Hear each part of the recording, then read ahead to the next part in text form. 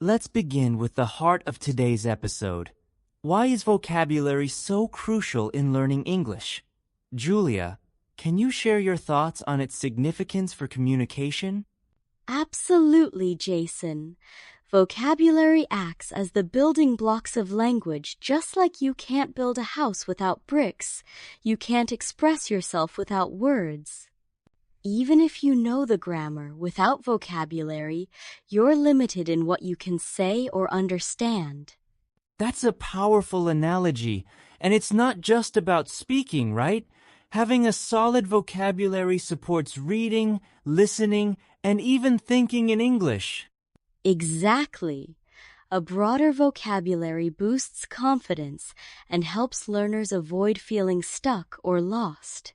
Even simple, everyday words can dramatically improve your ability to connect with others.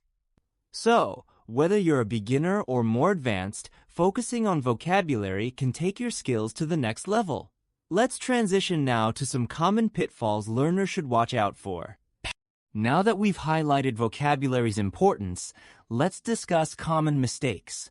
Julia, what's a major error you've seen learners make? One big mistake is trying to memorize long lists of words without context. Research shows that rote memorization leads to forgetting most words within days.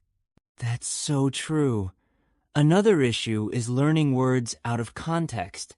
For example, knowing only one meaning for bark can cause confusion when it appears in a different context, like tree bark. Exactly. And not reviewing or practicing is another pitfall.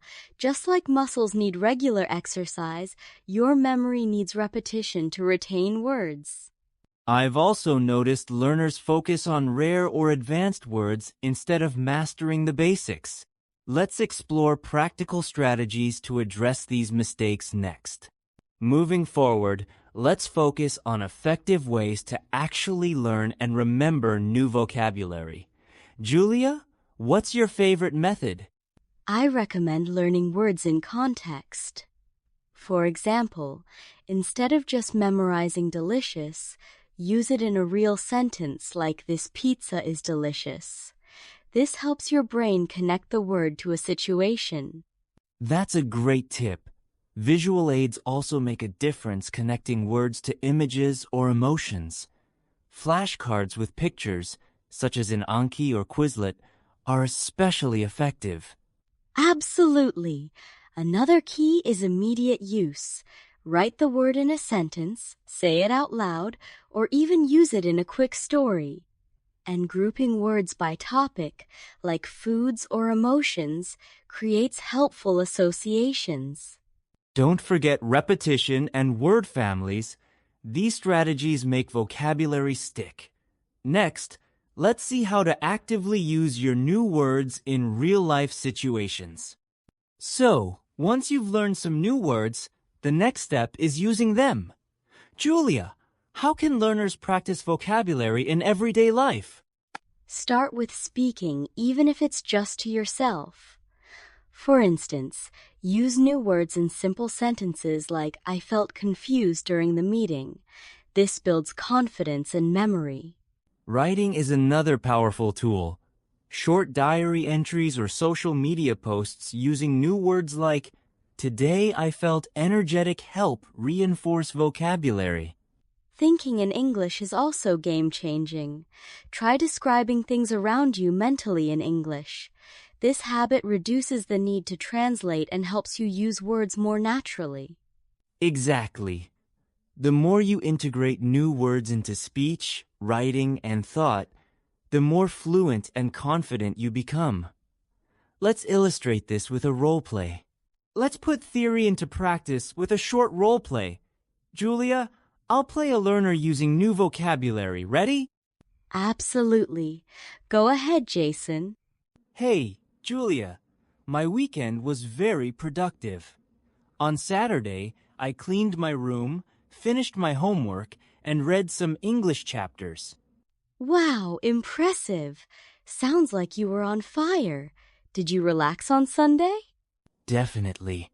I was exhausted and stayed in bed until noon. Later, I enjoyed delicious spicy chicken curry at a nearby restaurant. Yum! I love spicy food. Any other activities?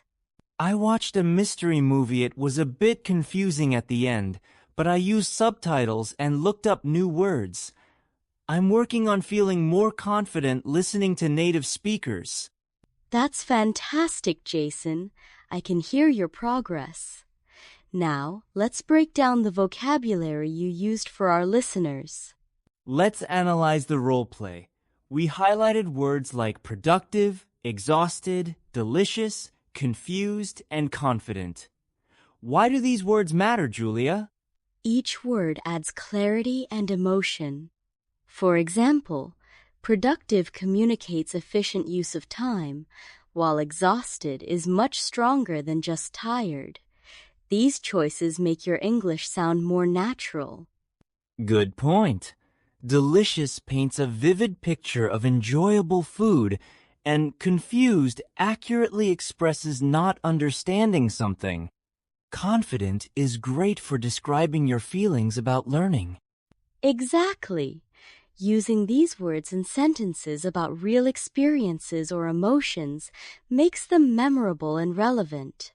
Listeners should aim to practice words this way daily. Let's now discuss some tools and resources to support this kind of vocabulary practice. With so many tools available, it can be hard to choose. Julia, which apps or resources do you recommend for effective vocabulary learning? Quizlet is one of my favorites for custom flashcards with images.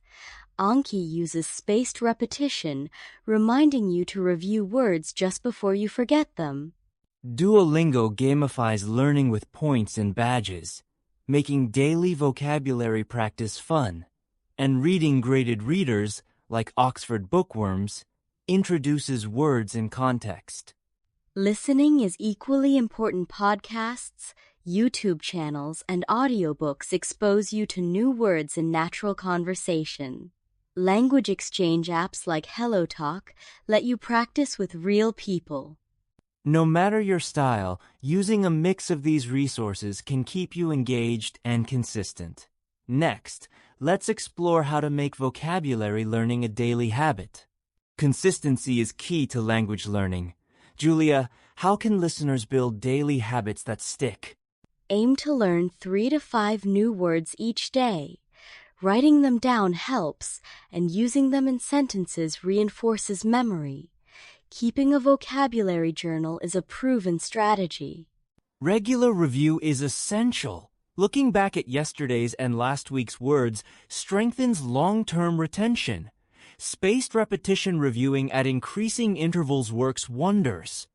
Even short daily listening, like 10 minutes of podcasts or songs, exposes you to new vocabulary naturally.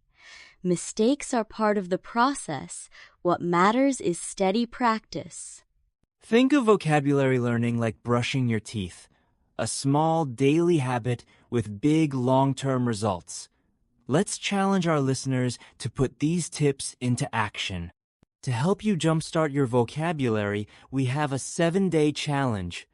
Julia, can you walk us through the plan? Certainly.